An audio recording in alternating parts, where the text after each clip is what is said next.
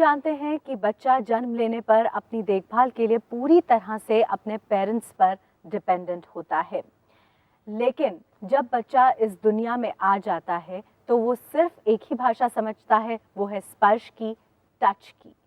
ऐसे में जिन बच्चों को इस समय यानी कि 2 साल की उम्र तक एक अच्छी परवरिश माँ बाप दे देते हैं, वो बच्चे तो आगे चलकर अपने आप को बहुत ही सुरक्षित और समझदार साबित करते हैं दूसरे बच्चों की तुलना में। कम से कम 2 साल की उम्र तक तो बच्चे जो हैं वो स्पर्श की भाषा ही समझते हैं। ऐसा क्यों होता है और कौन कौन सी वो बातें हैं जो पेरेंट्स को हमेशा ध्यान में रखनी चाहिए 2 साल के बच्चे की अपब्रिंगिंग के लिए? आइए यही हम आज जानने की इस एपिसोड में कोशिश करेंगे। हमेशा की तरह हमारे साथ हैं जाने माने स्पिरिचुअल साइंटिस्ट और past life regression therapist doctor Newton. आपका बहुत बहुत स्वागत है। हमारे साथ हैं डॉक्टर लक्ष्मी भी, वो भी एक पास्ट लाइफ रिग्रेशन थेरेपिस्ट और स्पिरिचुअल साइंटिस्ट हैं। आपका भी मैम बहुत बहुत स्वागत है। एक और बहुत ही खास मेहमान आज हमारे साथ हैं Nandita. Nandita, welcome to the show. Thank you. Nandita का 1 साल का बेटा है और नंदिता का ये कहना है कि वो बहुत ज़्यादा हाइपर एक्टिव है और क्या वो कर सकती हैं, कौन कौन सी वो बातें हैं, कौन कौन से वो स्पिरिचुअल एस्पेक्ट्स हैं जो कि इनके बेटे की एक्टिविटीज़ को कंट्रोल कर सकते हैं। तो आइए आज हम इन्हीं सवालों के जवाब ढूंढने की कोशिश करेंगे। डॉक्टर न्यूटन, सबसे पहले मैं आपसे जानना चाहूँगी, ऐसा कहते हैं कि जब बच्चा इस दुनिया में आता है तो स्पर्श की भाषा समझता है, तो माँ के स्पर्श में ऐसा क्या होता है जो बच्चे के लिए इतना ज़रूरी है? When fetus is inside the mother's womb, they experience a kind of warm feeling and constantly they hear the heartbeats of the mother. The moment they step into this world, the first time they recognize the surroundings through the touch of the mother. That's the language. That's how the mother or father, they communicate with the baby. For the first 2 years of the infancy stage is so much important through touch and hearing, and both the parents need to be present, particularly the mother, because that's how the baby feels secure, safe, because it's a total dependency stage. Right. So this stage will be very, very important in the infancy, 0 to 2 years, the need for the parent. तो doctor Lakshmi, जो पहला स्पर्श होता है, does that only determine the future life of love of a baby? Yeah, most of the time, because when the fetus was in the mother's womb, the mother and the fetus was one unit. So when it comes out of the mother's womb, it still is dependent on the mother for everything for the first 2 years. So many doctors and scientists have done wonderful research on this, and actually one doctor, he did a research, and one particular child was very ill, so he was kept in an incubator and he was almost turning blue, so almost dying, you know, and then just the baby was handed over to the mother. And he became And all right. within 5 minutes, the baby started turning pink. See how amazing it is. The love, the warmthness. तो माँ के प्यार में कितनी शक्ति है ये इससे पता चलता है। हमारे साथ है नंदिता। नंदिता का 1 साल का बेटा है और बहुत ज़्यादा हाइपर एक्टिव है। तो नंदिता, आपकी सेहत का राज आपका बेटा ही है? Absolutely. क्या प्रॉब्लम है बेटे के? प्रॉब्लम तो नहीं कहूँगी, बट हाँ हाइपर एक्टिव है। मुझे उसकी हाइपर एक्टिवनेस से इतनी प्रॉब्लम नहीं है, पर मैं चाहूँगी कि वो ठीक जगह पे उस एक्टिविटी को लगाए rather than पूरे घर को नीचे लाने में। It's very nice, Nandita, that you are now looking into this bonding between yourself and your child. It's wonderful. Every parent really need to introspect, look into their own selves first, you know. How can I give the best parenting?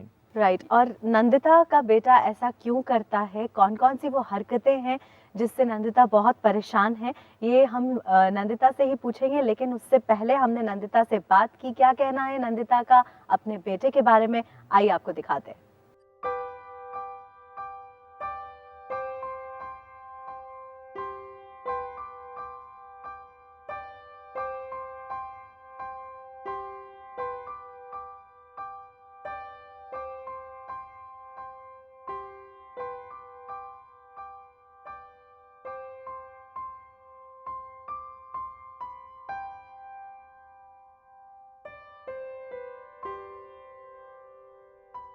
Hyper active तो बहुत है, सो इधर से उधर सारा दिन भागता है, सोता नहीं है, खाता नहीं है, तो इसके पीछे पहले खाना लेके भागते रहो और फिर वैसे भागते रहो क्योंकि इसने खेलना है या कुछ भी करना है। Loves to dance, loves to listen to music, so bore हो जाता है तो इसके साथ डांस भी करो, इसके साथ गाने भी गाओ। हाँ, हाइपर एक्टिव है। मेरे ख्याल से ज़्यादातर बच्चे इस एज पे होते ही हैं जब वो चलना सीखते हैं। इधर से उधर भागता रहता है, चीज़ें छेड़ता रहता है। अगर उसके हाथ से आप कोई चीज़ छीन लेते तो हाँ, काफ़ी एग्रेसिव हो जाता है वो। फोकस तो इसी बात पे रहता है कि उसका इस टाइम पे तो उसका न्यूट्रिशन ठीक हो, उसके वैक्सीनेशन वगैरह, बिकॉज इन्फेंसी की स्टेज में to keep him away from diseases and keep his nutrition totally up to the mark. My aim through the day is कि मैं इसको कुछ खिला लूँ ढंग का, which is nutritious and healthy, because मुझे सारा टाइम लगता रहता है कुछ खाता नहीं है, he lose weight, पतला ना हो जाए, because इतना एक्टिव है और खाता उतना ही कम है, तो लगता है कि he'll soon grow weak. तो मैं बहुत ही कम टाइम के लिए उसके साथ होता हूँ. That time I enjoy it. It's actually Nandita who faces it all through the day. Yeah, we too play with toys, TV देखते हैं कभी कभार. इसको म्यूज़िक बहुत पसंद है, so म्यूज़िक चैनल या कोई CD लगा के, so he loves to dance as well at times. घर से मैं काम करती हूँ और मेरा कोई फ़ोन आ जाता है ऑफिस से, तो ये मुझे बात नहीं करने देता. इट्स लाइक मेरे साथ डांस करते रहो, मेरे साथ खेलते रहो, मेरे साथ नहीं भी आप कुछ कर रहे हो तो भी फ़ोन पे और किसी और के साथ बात नहीं करनी है. तो नंदिता का कहना है कि बहुत एग्रेसिव है आपका बेटा, और एक बहुत इंटरेस्टिंग बात जो मुझे लगी वो ये कि ऑफिशियल कॉल्स आती हैं तो उसे गुस्सा आ जाता है, लेकिन पर्सनल कॉल्स आती हैं तो उसे कोई फ़र्क नहीं पड़ता. क्या शेयर करना चाहेंगे आप एक्सपर्ट से? वेल मैं घर से काम करती हूँ, तो जाहिर है कि ऑफिशियल कॉल्स आएंगे ही एंड कभी काम करना पड़ेगा ही. I can't keep looking at him all the time. तो लेकिन जब भी कॉल आती है, पर्सनल कॉल है, पता नहीं कैसे पता चलता है, खेलता रहेगा, कोई प्रॉब्लम नहीं देगा. ऑफिशियल कॉल पे हमेशा ही चीखना चिल्लाना और टैंट्रम थ्रो करना शुरू हो जाता है. Okay. एंड गुस्सा दिखाता है काफ़ी. Something is triggering your son. When a phone call, he is able to exactly know about from where that phone call is coming from. He is able to sense through your words or through your action, through your gestures, and immediately he is reacting to it. That means there is something there we need to focus, which is possible. Again, you can really go inside yourself to understand this phenomena. Doctor Newton कितना मदद कर सकता है guided meditation Nandita It को? really helps Nandita to understand her relationship with the sun, connection, bonding with the sun. Right. So Nandita, are you ready for the meditation? Sure.